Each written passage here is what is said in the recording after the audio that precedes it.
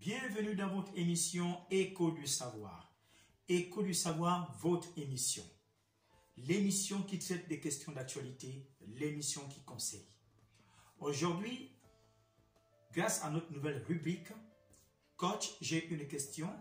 Nous allons traiter la question de savoir, Coach, quel est le processus d'évolution de soi? Coach, quel est le processus d'évolution de soi?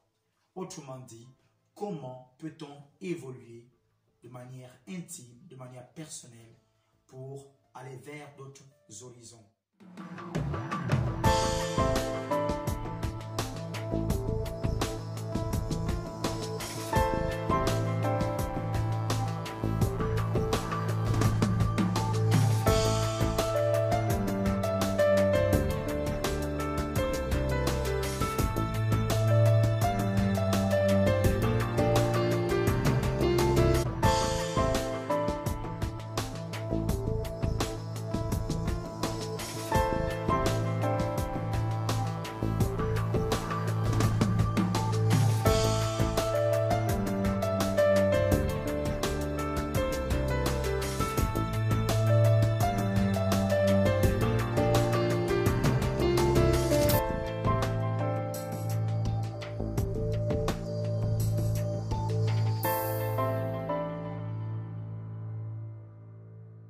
Il faut comprendre d'abord, premièrement, que l'évolution de soi, c'est un mécanisme, c'est un processus, c'est une démarche qui vous permet d'acquérir des qualités, des compétences, des atouts et des éléments qui vous permettent au fur et à mesure de vous découvrir, de savoir qui vous êtes, etc.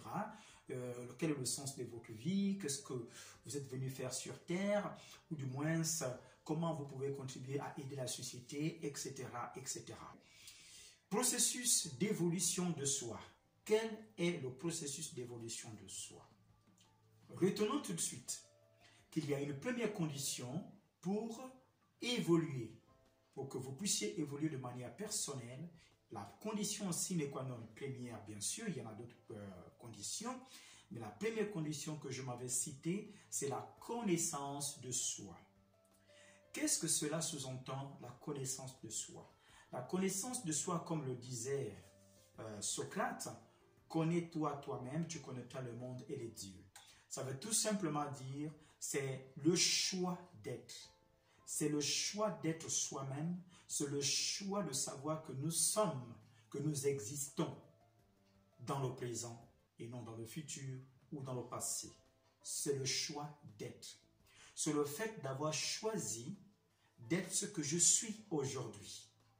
La connaissance de soi, c'est de pénétrer les mystères qui définissent l'identité naturelle qui est intime à notre personne, qui est singulière à notre individualité. C'est ça, la connaissance de soi. C'est aller au-delà de qui nous sommes en apparence. C'est sonder les profondeurs ou les mystères de l'infini de notre être. Se connaître parfaitement. Il y a un deuxième aspect qu'il faut prendre en considération pour pouvoir évoluer de manière intime, pour évoluer personnellement vers une meilleure personne que ce que l'on est. Donc, le premier aspect, je disais, c'était la connaissance de soi, c'est-à-dire le choix d'être ce que nous sommes et de l'assumer. Et le deuxième point, pour évoluer, pour devenir une personne meilleure, c'est tout simplement avoir confiance en soi. Cela sous-entend l'état d'être. À ce niveau, on se pose la question de savoir dans quel état suis-je dans ce monde? Dans quel état suis-je dans la société? Dans quel état suis-je dans ma famille? Etc., etc. Quelle est ma place? L'état d'être.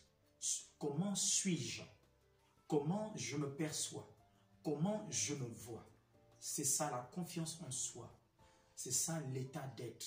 Confiance en soi rime avec l'état d'être dans la société, tant sur le plan, dans l'environnement dans lequel on vit, mais à ne pas oublier dans l'aspect spirituel aussi. Le troisième aspect, concernant le processus d'évolution de soi, il s'agit de la création de soi. C'est-à-dire que vous devez être une personne authentique, une personne originale. C'est-à-dire, tout à l'heure, on parlait de la confiance en soi, c'est-à-dire l'état d'être. Et dans la création de soi, il s'agit plutôt de la façon d'être. Quelle est votre façon d'être? Qui n'a rien à voir avec l'état d'être. L'état d'être, c'est plutôt dans un contexte plus ou moins intellectuel, spirituel, mental et moral. Et ici, on parle de la façon d'être. Donc, on parle de la manière, de votre manière de vous comporter, de l'éducation que vous avez, de l'instruction que vous avez. Vous voyez, à l'égard de vos alter ego, à l'égard de la société et de toutes les personnes qui peuvent vous entourer. Le quatrième point, après la connaissance de soi, la confiance en soi, la création de soi, nous avions le quatrième point, c'est l'estime de soi. L'estime de soi, c'est tout simplement le sentiment d'être. Par exemple, le sentiment d'être une personne heureuse, j'ai le sentiment d'être une personne pleine de bonheur, j'ai le sentiment d'être une personne admirée par mes confrères, j'ai le sentiment d'être une personne intelligente, j'ai le sentiment d'être une personne associative, j'ai le sentiment d'être une personne qui aide les autres, j'ai le sentiment d'être une personne qui apporte sa pierre à l'édifice dans un processus de construction de la société pour un monde meilleur. Voici le quatrième point, c'est-à-dire l'estime de soi, le sentiment d'être quelqu'un parmi les autres. Et il y a un cinquième point très important, et c'est le dernier que je vais vous donner, qui vous permet d'évoluer de manière personnelle, de manière intime, vers une personnalité meilleure, vers une personne meilleure, afin de comprendre les raisons pour lesquelles vous êtes sur cette terre, les raisons pour lesquelles vous êtes dans cette société et quelle est votre place fondamentale parmi les autres personnes qui vivent autour de vous. Donc ce cinquième point, après la connaissance de soi, après la confiance en soi, après la création de soi, après l'estime de soi, ce cinquième point est la conscience de soi. La conscience de soi, c'est la vérité d'être. Descartes, dans son désir de comprendre les mystères de l'infini, de comprendre qui nous sommes, de comprendre quel est le sens de la vie, quel est le cheminement que nous avons à prendre, vers quoi nous tendons, vers où nous allons, pourquoi nous avons des relations entre humains, pourquoi y a-t-il des guerres, pourquoi y a-t-il des mystères, pourquoi y a-t-il toujours des incompréhensions, des conflits, pourquoi y a-t-il un monde, entre guillemets, injuste, pourquoi certains sont riches, d'autres pauvres, pourquoi parle-t-on d'un Dieu, y a-t-il un Dieu sur cette terre, ou bien dans l'univers, dans le cosmos, dans la nature, la faune, la flore, si Dieu existe, où est-il, et quelle est ma place, quel est mon rapport par rapport à Dieu, comment dois-je me comporter par rapport à Dieu, dois-je croire en lui, est-ce l'homme qui a créé Dieu, est-ce Dieu qui a créé l'homme? L'homme existe par lui-même ou par Dieu qui l'a créé? Y a-t-il des dieux? Donc Descartes, dans son livre Le discours de la méthode, va chercher à comprendre le sens de la vie. Quelle est la place de l'homme sur cette terre? Pourquoi l'homme est-il là? Parce qu'il va se poser la question de le savoir, du moins s'il va faire une observation, il a eu l'impression que ce monde dans lequel nous vivons est un monde illusoire. Comme disent les grands maîtres bouddhistes, le voile de Maya. Maya signifie tout simplement l'illusion. Alors, donc, après la connaissance de soi, après la confiance en soi, après la création de soi, après l'estime de soi, il y a un cinquième point qui est tout simplement la conscience de soi.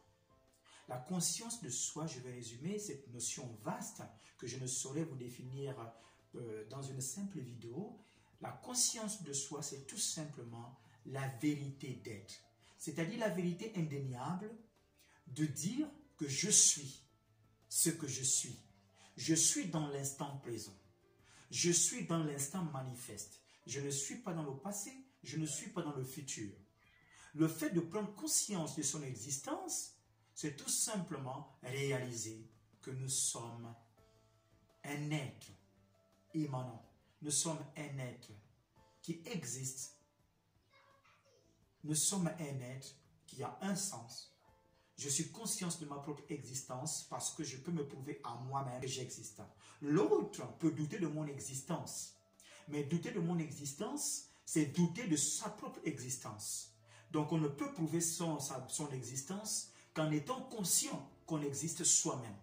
Il affirme ceci dans un besoin acharné de comprendre l'existence de ce monde, la raison pour laquelle nous sommes sur la terre, quelle est notre mission, qu'est-ce que nous sommes venus faire, à quoi sert la vie, quel est notre destin, quel est le sens de cette vie. Il va conclure ceci en disant « Je pense, donc je suis ». Vous trouverez cette maxime dans le livre Le discours de la méthode. Je pense, donc je suis. Voici en fait ici, de manière un peu synthétisée, cette notion de la prise de conscience de soi, l'état d'être ou la vérité d'être. C'est un élément très important pour comprendre comment on peut évoluer pour devenir une personne meilleure. Il est important de réfléchir sur les questions matérialistes, mais les questions spiritualistes sont au-dessus car le spirituel guide la matière. J'espère que ce petit condensé va vous permettre de comprendre comment on peut améliorer sa personnalité, comment, bien du moins, quel est le processus d'évolution de soi, comment on peut évoluer, quelles sont les étapes pour évoluer dans la vie. Donc je résume en ceci, le processus d'évolution de soi est le suivant. La connaissance de soi, c'est-à-dire le choix d'être ce que nous sommes. La confiance en soi, c'est-à-dire l'état d'être ce que l'on est. La création de soi, c'est-à-dire la façon d'être à l'égard d'autrui et à l'égard de soi-même. L'estime de soi, c'est-à-dire le sentiment d'être quelqu'un, d'être un humain qui a de la place, de l'importance, d'être aimé, etc. Et enfin, le cinquième point, c'est la conscience de soi, c'est-à-dire la vérité d'être. Il n'existe qu'une vérité, c'est celle-ci. Je suis. J'espère que cette présentation vous aura plu. N'oubliez pas, comme d'habitude, partagez et surtout abonnez-vous massivement parce que nous avons encore d'autres sujets à partager avec vous qui peuvent aider plusieurs personnes. Je vous dis merci. N'oubliez pas pour toutes les personnes qui souhaitent avoir un coaching personnalisé, des conseils personnalisés, des formations personnalisées, Siloé Coaching est là pour vous apporter ses prestations, ses services. Appelez, réservez votre place et nous nous ferons le plaisir de vous recevoir. Merci encore. Je vous dis à très bientôt dans votre émission École du Savoir sur la chaîne YouTube 7 sur 7 TV HD. Grâce à votre rubrique Coach, j'ai une question. Aujourd'hui, nous avons traité de comment, ou du moins quel est le processus d'évolution de soi.